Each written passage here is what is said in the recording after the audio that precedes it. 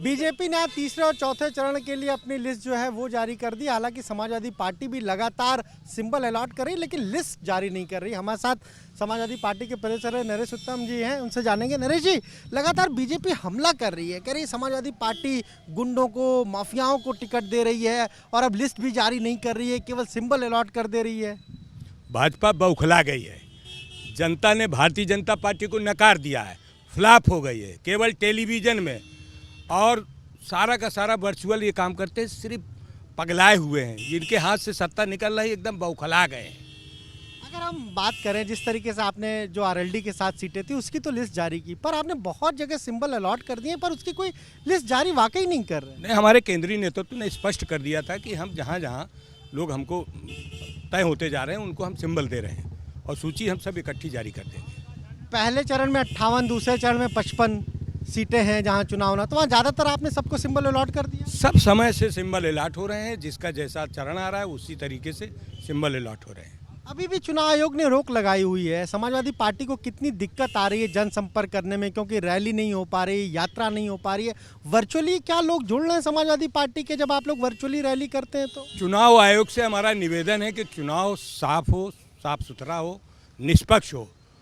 Bharatiya Janata party चैनलों के माध्यम से इस समय ओपिनियन पोल दिखा रही है, इस समय ओपिनियन पोल रही है, मुख्यमंत्री प्रधानों से बात कर रहे हैं। जब चुनाव शुरू है तो आचार संहिता लगी हुई है, आचार संहिता का पालन चुनाव आयोग को कराना चाहिए। समाजवादी पार्टी कार्यालय में अगर कार्यकर्ता टिकट के लिए आते हैं तो उन पर मुकदमे लग जा रहे हैं, उनको नोटिस मिल जा रही है, उनकी गाड़ियों को चालान हो जा रहे हैं। लेकिन भारतीय जनता पार्टी अपने सारे काम कर रही है। चुनाव आयोग को उस तरफ भी विशेष ध्यान देना चाहिए। अखिलेश यादव कहा जा रहा है मैनपुरी करहल से ही लड़ेंगे, ये कन्फर्म है? वहीं से लड़ेंगे? आप लोगों की क्या चर्चा हुई है? ये हमारा केंद्रीय नेतृत्व तय कर रहा है और केंद्रीय नेतृत्व शीघ्र आपके सामने जो है घोषणा करेगा। लेकिन वो चुनाव लड़ेंगे निश्चित रूप से। चुनाव के लिए तो आपके मीडिया के सामने माननीय राष्ट्रीय अध्यक्ष जी ने कहा है कि जहां पार्टी कहेगी वहां लड़ेंगे।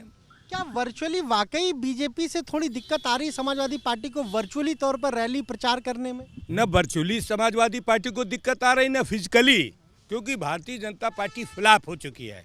भारतीय जनता पार्टी बौखलाहट में है। भारतीय जनता पार्टी के हाथ से कुर्सी खिसकती हुई दिख रहे, इसलिए ये लोग इस तरीके की भाषा का इस्तेमाल कर रहे हैं। तो ये आपने सुना, क्या कहना है समाजवादी पार्टी के प्रदेश अध्यक्ष नरेश उत्तम का? साफ तौर पर कह रहे हैं कि समाजवादी पार्टी लगातार सिंबल दे रही है, कहीं पर भी उसे कोई दिक्कत नहीं आ रही, और सीधे सीधे बीजेपी पर वो आरोप लगा रहे हैं कि बीजेपी बौखलाहट में है और उसे हार का डर है, इसीलिए जानबूझकर समाजवादी पार्टी उम्मीदवारों पर बीजेपी तंज कस रही है। कैमरा जीतेन के साथ अनुभव शुक्ला, एपी गंगा, लखनऊ।